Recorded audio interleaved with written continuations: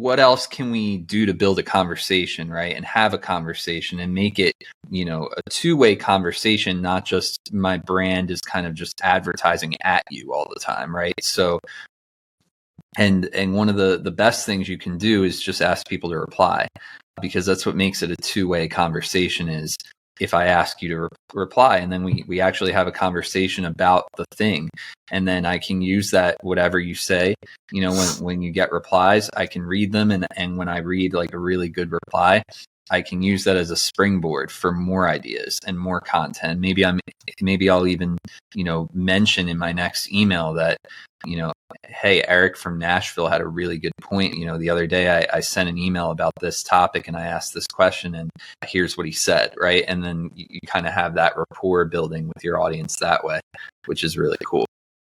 Welcome to It's Marketing's Fault, the podcast where we discuss how to do marketing the right way.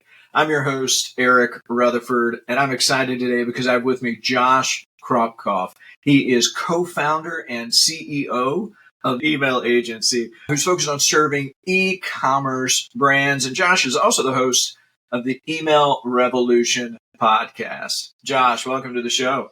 Thank you for having me, Eric. Excited to be here. And great name for the show, by the way. Thank you. Yeah, it was one of those that was trying to get an eye-catching, very understandable name. And as somebody who has been in the marketing space for years, you get the fact that, man, whatever goes wrong, it's marketing's fault. Yeah, I guess so. I like to see it more as a solution, but I can definitely see it as at least from our standpoint as marketers. I think it's a little easier for us maybe to see it as part of the problem too. I think so. Oh yeah. Yeah, it's not that, we definitely have our fair share of responsibility in problems. Mm-hmm. Mm-hmm. Yeah.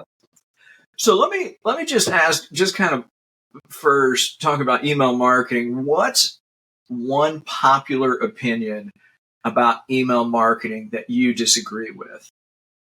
So it's a good question because maybe I've changed my answer to this over the years because I think that maybe it's a little bit more, things have shifted a little bit, but I think I used to say like the email is dead thing, but I feel like at least my sense of it is not as many people actually say that or believe that these days as much. I think that probably the popular opinion that I would disagree with is kind of like the whole we get too many emails, people kind of have this feeling of like I need to be careful and not send so much email because people are just inundated with email. And so, let's kind of be careful how much email we send. I would say that's probably the one that right now is I hear that a lot still. And I see that a lot, even from email marketers. And I think that I would definitely disagree with that. So would you say then, and I love that take on it, would you say then it's okay to send more frequent emails? Like, is there I know the answer to this, but I'm gonna ask it anyway, right? Is there a magic number, or does it just depend on the situation? How do you, because I agree, I hear a lot of that, and I wrestle with that. I'd love to hear, how do you know what's the right amount? Yeah, I think it comes down to like sort of how we think about the channel itself, right? So I think that the problem with that sort of mindset or that sort of idea, it kind of misses the point because yes, it is a direct marketing channel and it's the most effective direct marketing channel we have, but what is it really? Like, what is it for? And one way I would answer that question is to ask, like, if you had a YouTube channel, would you say how many videos is too many videos, right? How at what point should we be like, I shouldn't post that many videos. That's too much. That's too many, right? And so we don't, we don't really think of it that way. And the other thing that I always compare email to is radio and a radio show. And we can get more into that because that's, people usually are curious about why I would say that. But if you have a radio show that's like, I'm talking like a talk show, like where there's somebody who actually comes in and they talk every day, maybe for me, I listen to sports radio from Philadelphia because I'm originally from the Philly area and I'm a big sports fan, and they're known for sort of their sports talk. But anyway, if I listen to that show, it's on 5 days a week or whatever, I know it's always going to be there, right? So, if it's a weekday at 2 p.m., I know the afternoon show is going to be there, so I'm going to tune in. We don't tend to think of email this way, right? So I think the problem is more to do with how we're treating the channel, right? How we're showing up, what we're sending. But it's just like if you had a YouTube channel, and do you follow YouTubers, Eric? Do you have any channels that you're like a fan of? I primarily use it for research purposes. Although me and my son, he and I watch. There's a fun one, Kentucky Ballistics. We watch. We always catch one when they come out. There's a couple other shows that on video games that I never can remember the names of. But like whenever they drop one, he and I will sit down and watch, whether it's Call of Duty or Minecraft and whatever it is. Like it just becomes regular viewing, and it's like, oh, they didn't drop one this week. What happened? Yeah, that's funny. That actually happened to me. There's a YouTuber I follow that does like cooking. It's like specifically grilling. And I was like kind of bummed because he didn't release. He normally releases a video every weekend and didn't release one this past weekend. And I was kind of bummed. But anyway, my point is that like, when it comes to email, and just like any of these other things, like the reality is people are busy, right? People don't have time they're not going to read every email you send, and that's okay, but we don't expect that, right? So the point is show up. And so there's a right way to do that and a wrong way. So we can talk about that, but I think that there's sort of this one-dimensional mindset with email marketing that's a little dated, which is kind of like email is, thinking of it as sort of a very basic advertising channel, and thinking of it as, I don't want to send another ad today. I don't want to send another discount that I did yesterday or another 2-for-1 deal or something. And it's like, well, if that's all you're using the channel for, you're kind of messing it up anyway. So is it really about how much, how often you're sending, or is it more the problem of like, how are you building the relationship with your audience? How are you providing value? So there are YouTubers I follow who have new videos every single day, and I will often not have time, but like, I know that when I go back, I can rewatch some of that stuff. I can go back and watch those. And you might be thinking like, well, these are like, what's the difference then between, those are content things, whereas email is a marketing thing. But it really comes down to the sort of what email was intended for, which is a conversation. It's a conversational space. So it's definitely a more direct and more private space, but treating it as a place for conversation first and foremost, I think is something that a lot of people miss the mark on. The most effective marketing you can do with email is to build a relationship by consistently being an authority in whatever your space is. So, and this can be, whether you're selling coffee mugs or, whether you are someone with a health business where, but either way, you are solving a problem. The people who sign up to read your emails are doing it because they have a problem. They're looking to get it solved. And so they have signed up because they think you're an authority in that space. So now what does that mean? It's going to be different for everyone. To answer your question, you kind of said this earlier, like, is it dependent? It is, because would a business that sells nothing but coffee mugs, should they have a conversation about coffee mugs or coffee every single day? Maybe. I'm not saying you can't do that, but certainly like a health brand, for example, maybe there's going to be a lot more stuff that they can talk about. So some of that is really going to depend on your business and your audience and kind of what they expect. But to use the channel to its full advantage, you absolutely should figure out, how can I create a conversation around my, the problems that my audience is experiencing and about how my business is a solution. And then how can I do that in a really tactful way where I hook people, I get them, finding value from what I've sent, and then also send promotions and offers and show up with the right deal at the right time too. But it's really a cohesive effort. So it's not just like, oh, I'm blasting my list with this offer all the time, but I'm figuring out how to show up in the way that's going to get the most people interested and get the most people ultimately to convert.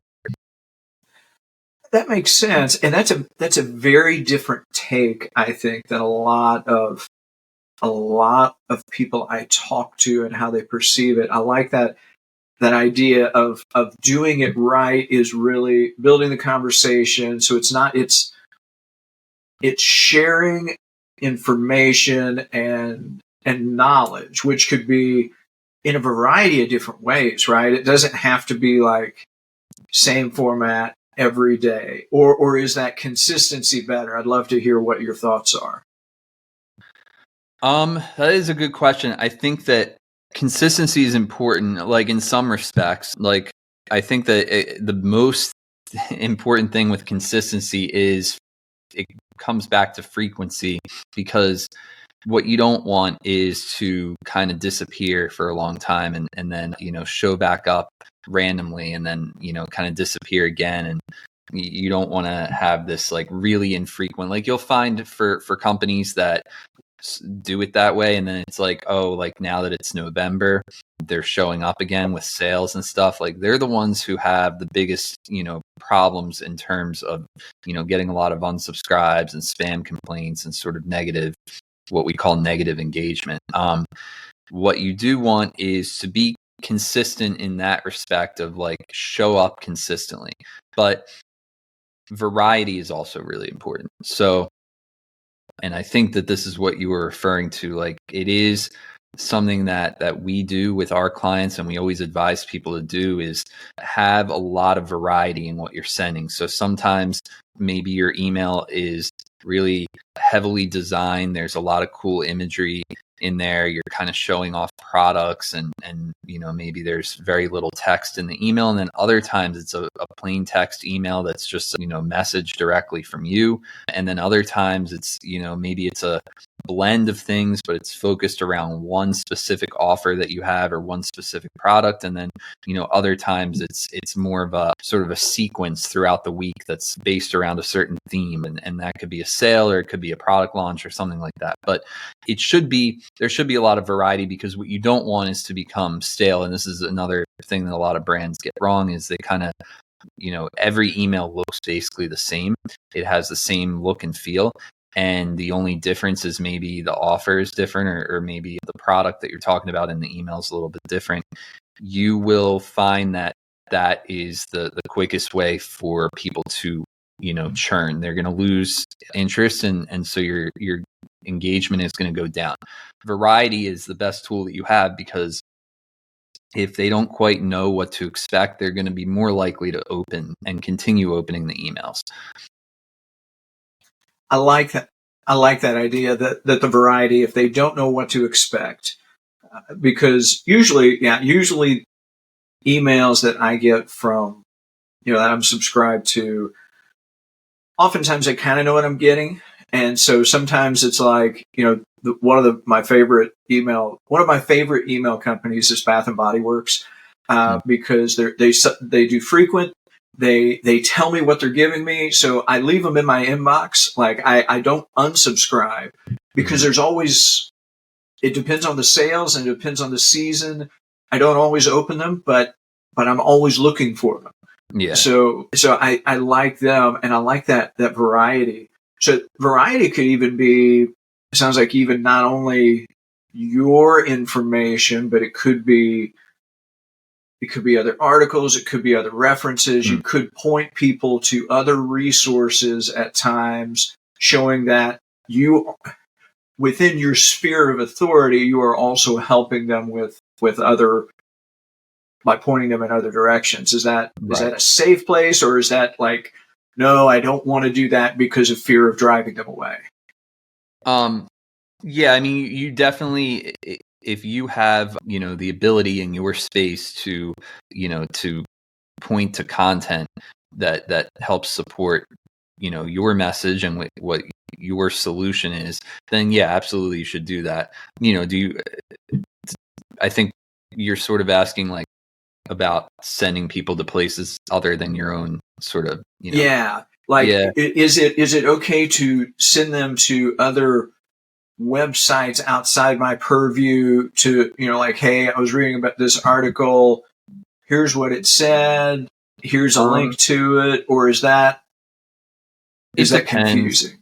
That really does depend kind of on your like established cadence of things, because I don't want to say not to do that, because there are people who can do that. I would say if it's probably a better bet to talk about those things without necessarily like sending them elsewhere, because, and I want to get to in the weeds, but there's deliverability is a tricky matter these days. So there's always things we need to consider about, not hurting our deliverability. And so like one of the things that is more problematic lately and maybe hadn't been in the past is if you are sending people to domains that are not matching your domain that you just sent the email from. That's actually a red flag.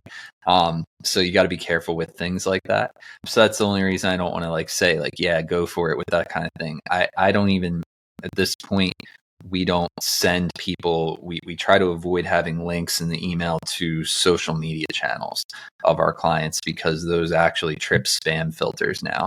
Really? Yeah. So you really want to just be careful with stuff like that, but that doesn't mean that you can't talk about other things. I think like the larger point is that what else can we do to build a conversation, right? And have a conversation and make it, a two-way conversation, not just my brand is kind of just advertising at you all the time, right? So and one of the best things you can do is just ask people to reply, because that's what makes it a two-way conversation. Is if I ask you to reply, and then we actually have a conversation about the thing, and then I can use that, whatever you say, when you get replies, I can read them, and when I read like a really good reply, I can use that as a springboard for more ideas and more content. Maybe I'll even, mention in my next email that, hey, Eric from Nashville had a really good point. The other day I sent an email about this topic and I asked this question, and here's what he said, right? And then you kind of have that rapport building with your audience that way, which is really cool. I like that. Yeah, that definitely opens up the dialogue, where I know if I get one of those, it's like, okay, I feel comfortable enough to reply if I want to, as opposed to just replying to sort of this nameless entity where they're just sending me stuff. Yeah. I think that that's really important when it comes to variety, is like, if you are a brand or a business or a professional organization, like, and one of the ones that comes to mind that is not in my space, but I see this all the time, is, and not subscribe to a lot of like law firms email addresses, or email lists, but there was something I was looking into like a year ago, and I did subscribe to a couple of like business law firms email lists, and I still get those emails once in a while, and it's like they're always just so like I don't even know how to describe it, like, because professional is a good thing, but like it's like so formal, like the emails that they send, right? I even did a podcast recently where one of the podcast hosts was a lawyer, and we were talking about this too. And so I want to say that to say that like it doesn't matter if we're talking about an e-commerce brand or another type of business. There needs to be variety in how you come across as the sender too, because there's nothing wrong with having the brand send an email and it's clearly the brand and it's talking about the products and it's talking about the brand, but then how about mix that in with some more personal stuff, right? Some more person to person communication. Again, we got to remember what the inbox is for. It is for conversation. It is a personal place. And so I don't think it should ever be all one way. I think personality, like people say they want email marketing to be more personalized. Well, what does that mean, right? Does that just mean you have my first name in the email, or you somehow know where I live, what part of the country I'm in, or something like? Sure. I mean, like, is that a great thing? I mean, we could argue about that, but like, I think what's more interesting when it comes to personalization is really, can there be a personality behind this? So I don't feel like, oh, this is another just AI thing happening, or some reason not to trust another marketing email, right? But the more that we make it about person to person conversation, I think the better response we see. So I know you talk a lot about that personality driven content, personality driven copy. How do you go about creating that for a business? Because if you think of a business, it's one thing if you are a solopreneur, entrepreneur, small business even, but as you begin to get bigger, where there's many people involved, to hundreds to even thousands of people as part of the company. Yeah. How do you create that voice? I mean, is there a name on the email? Like it's from whomever? Like, what's that look like? Because I think in my mind, there's a bit of a conundrum on how to do that. So I'd love to hear your thoughts. Yeah, it's a good question. I can give some cool examples, I think would be the best way to answer this. Yeah. So like, one of the companies that we're working with right now is one that some people may have heard of, actually, called Giordano's. It's a company. Yeah, so they're based in Chicago, and they do deep dish pizza. And so they have an e-commerce wing where they actually ship the frozen pizza. And so that's dangerous, because like that's like one of my favorite places to go in Chicago. Really? So, yeah, Giordano. Yeah. So anyway, keep going. I'm just taking notes. Yeah, it's cool. So right now they just released their barbecue bacon chicken pizza. Wow. Which is actually really good. Like, I am not someone who, like, on my own would order that, just being honest with you, but they actually brought us in to do this product launch with them. And so as part of the process, I went to a Giordano's, not the one in Chicago. Here in Florida, they have a couple locations in Orlando. It's about a 2-hour drive from me. So went over there and, ordered this pizza. And I was actually blown away by how good it was. I actually liked it better than the regular one, which, I probably shouldn't say that, but I did. It's just something about the chicken and like the barbecue sauce just works so well together. But anyway, different conversation. So back to what we're talking about. So the example is that, so a lot of the emails that we have created for this product launch are, from the brand Giordano's. And this, granted, is a well-recognized brand. And so you could argue that even the brand itself does have a little bit of a personality. However, putting that aside, we had a few emails that are actually written. We wrote them in the voice of the executive chef. His name's Jesse Harris. So we actually interviewed him as a part of this, got everything in his words about this pizza. And then, so a few of the emails we created are coming from him, and it's in his words, right? As much as we can, recreate his words. And we actually did that really effectively for basically the earliest teaser email that we sent was just a written note from Jesse talking about how we are going to release this to the e-commerce, community soon. We're going to release our this new product. So, and that got, like, they actually emailed us that morning because they couldn't believe that in like an hour after sending that email, they had something like 1,000 people already replied to it and stuff. And so that was pretty cool. But that's one good example. Okay. Another one is, we worked with a company called Craft Sportswear, and they're like an athletic apparel brand. They are, if you watch the Olympics, you'll see their name in there because they sponsor a lot of athletes, usually ones from different European countries, but there's American athletes as well that use them.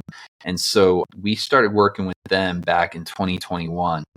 And what I think is interesting about what you asked. So their marketing director or their e-commerce marketing director was the one that brought us in. They're a big company, international brand, lots of levels, lots of, corporate structure. So like the guy that we were working with, he was, several levels down from like the top executives or whatever. And their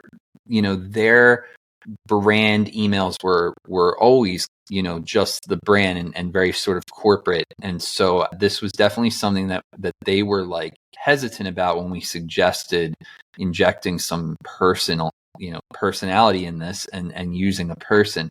But, after some sort of coaxing, they allowed us to bring a little bit of this in. And the way that we were able to do it is, it just so happened that the guy that we were working with, his name's John. He is a very avid, I guess, skiing and snowboarding guy and surfing and things. And so like he sort of embodied the brand in his own way, just because of the fact that like he's not an athlete, but he is someone who in his everyday life, he loves to do these kinds of sports. I don't know the right term for it because they're not like extreme sports, but they're, I don't know what you would call it, like snowboarding and stuff. So those types of sports. Cycling was another big one. He'll go out to Kansas and participate in some like, one of those really long like bike races where they're going for like miles and miles and miles. So we were able to successfully use him in some of the emails and have him telling, personal stories and kind of relating in a personal way with that audience. And it really worked. It worked really well. And then the final one that I'll give as an example, like one of the earliest times that we did this was with a client called Mix Tiles, and they're like a home decorating brand. And this was back in 2019, end of 2019. And this was early on. So we didn't have a lot of, we had like a year experience in email marketing professionally for other brands. So we didn't have a lot of, I guess, credibility or authority behind us yet. And this brand was kind of like, very hesitant to try what we wanted to do. And so we actually persuaded them to let us do a test where we did a welcome sequence for them that was entirely written by a person, and it was a person that we just made up. So like we came up with some person named Colleen and made her like a super fan of the brand. And then what we did is we read through thousands of testimonials and reviews they had gotten, and we used that to sort of create this iconic fan who then would tell her stories about how she used this product. And we created a sequence for them. They split tested it against their like ordinary, just typical brand marketing email sequence. And they ran this test for 90 days. And in 90 days, our side made 82 or 83% higher sales and revenue. And so they had to admit after the end of it that like it won. Now, they still didn't want to use it. It's a different thing. We ended up, they used it for a while. We actually persuaded them to work with us, and we worked with them for like a few months. And then ultimately they were actually they were growing, and I'd like to think we were helping them grow, but they started bringing everything in house at that same time. But, and this was, like I said, this was early on, and they were, huge company. They were high 8 figures, and they became a 9-figure company during that time we were working with them. So we didn't take it personally, no pun intended, but it was just funny because they, at the end, they admitted like this actually did work way better, but like we don't really want to have a person behind the brand. So whatever. Wow. Well, and I get it. I've worked for enterprise level companies, and there is much like you were talking about with the attorneys, like there is something that makes corporate executives, so to speak, or corporate decision makers really nervous about personality. And that's, sometimes you can work through it and sometimes you can't. That blows my mind though, that you help increase sales by like 80% through the emails, when you test it, and it's like, no, we're just. Yeah. And the test, we won on like every metric. open rates were way higher, click rates were way higher, unsubscribes lower. Like every single metric was like, it was just an obvious win. And it was just funny because they were like admitting it, like in a meeting to us. They were like, yes, no, that's true. Yes, it did work, all this, but we have to be careful with our image. Basically, it was kind of how they, and I understand that. I think it was a good lesson kind of early on, because I think, as a company, we've evolved a lot since then. That was 5 years ago. I think nowadays a lot better at sort of meeting them where they're at, and sort of gradually introducing ideas like this. If it's something that I feel like, could benefit them and they're not doing, I already know what kind of resistance and pushback I'm going to get, because change is scary. And I think people kind of have an idea in their head of how they want things to go or what they think. And so, you just have to learn how to demonstrate to people when you are able to show them that there's a better way to do something. But certainly it's definitely a combination. Like I said, variety is key. So, these days I would never create an email welcome sequence where every single email is coming from a person and they're all, that way. Unless, of course, that was the thing that like this brand was already doing that's working really well, which in some cases it is. We just started working with a company that we just brought on last week, and it's an e-commerce company, but the entire thing is centered around a person. And she is very much the face of the brand. So every email that we are doing for her will definitely be, from her and featuring her. But you just have to, every company is different. You kind of have to meet them where they're at. I appreciate that. And somehow you combine this personality driven kind of idea, this content, this writing, but yet you also have a conversion focused design. So what's conversion focused design, and how does that differ from like regular design? Like, what is that? I think like the simplest way to put it is, are your emails actually intended to convert? Like, what's the goal of the email, right? Versus what I think the majority of companies still do, which is to make emails that,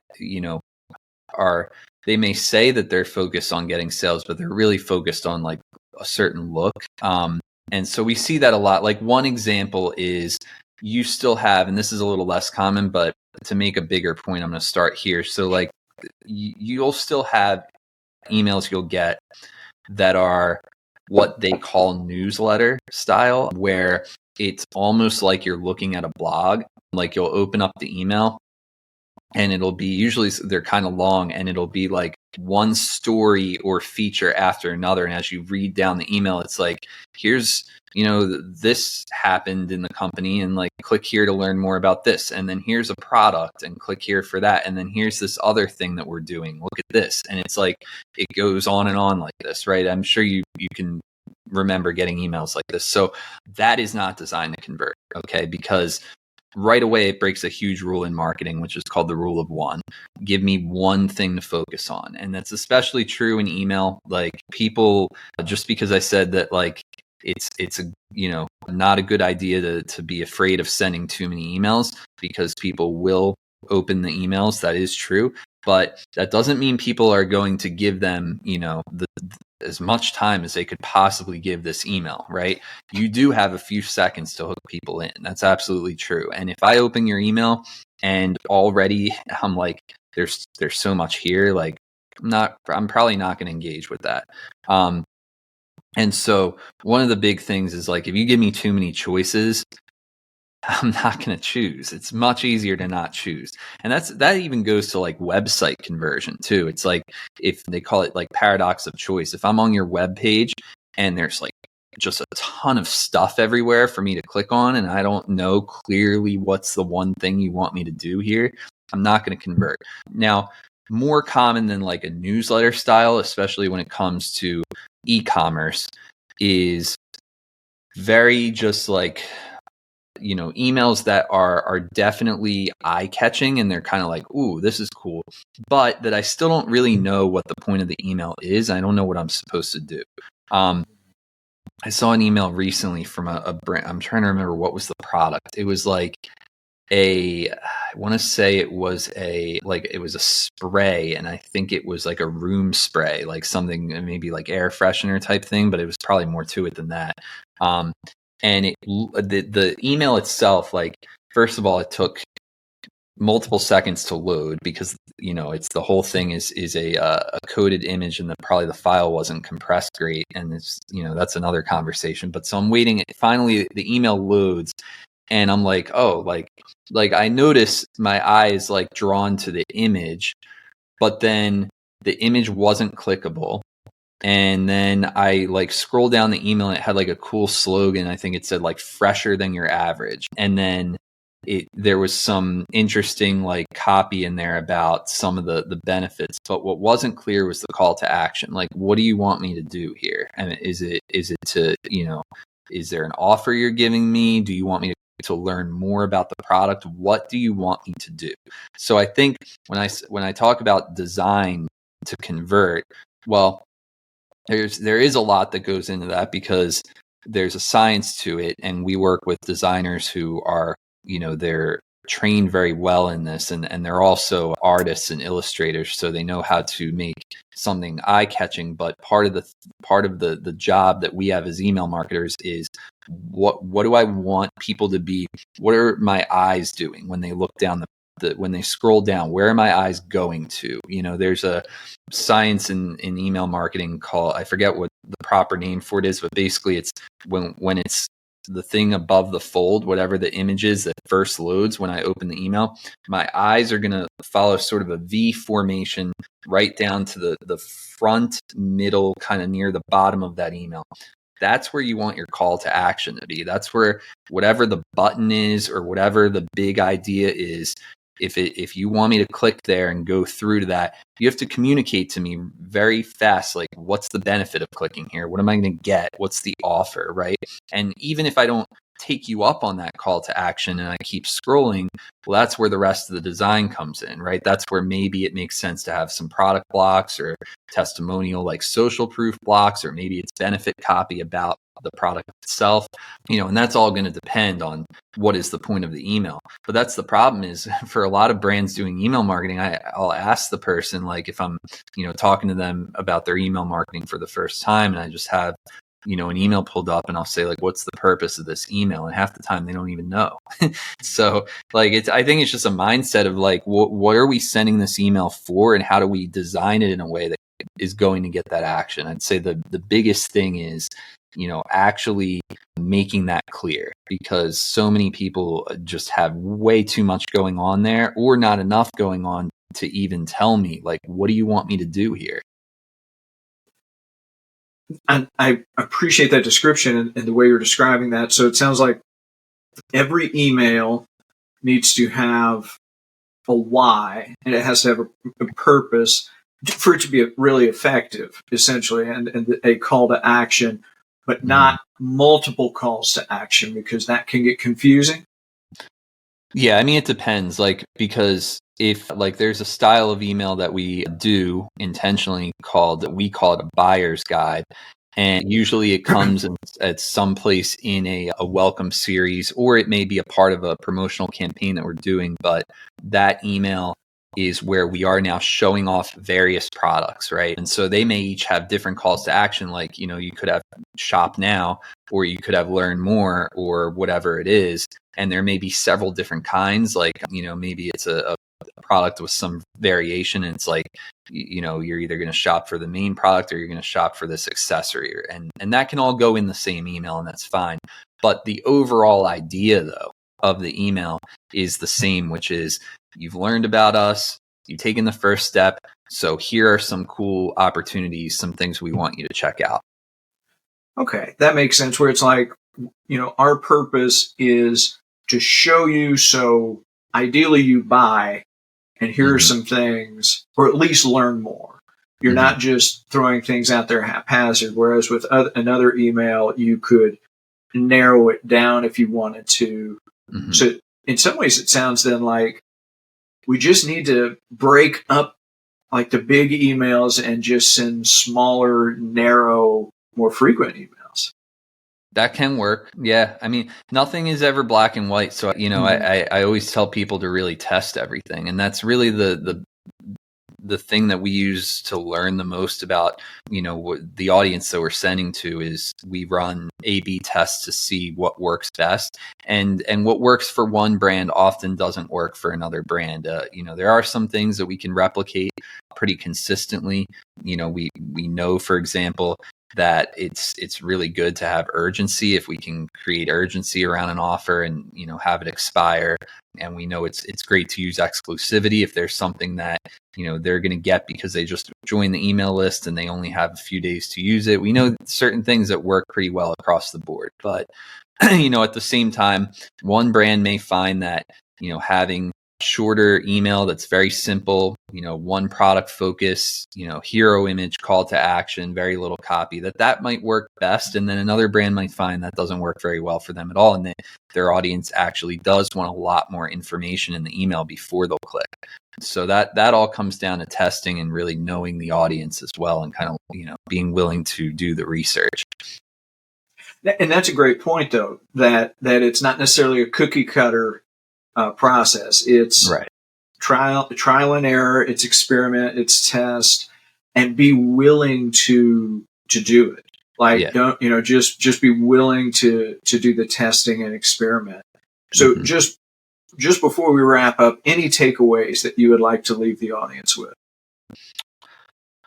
Yeah, I mean, I think the big takeaway would be, if you're not doing email for your business, or if you feel like it could be, improved, I definitely think it is worth the squeeze. The juice is worth the squeeze when it comes to email marketing, because, something we didn't get into a whole lot today is kind of like that perception that email marketing like isn't effective anymore or whatever.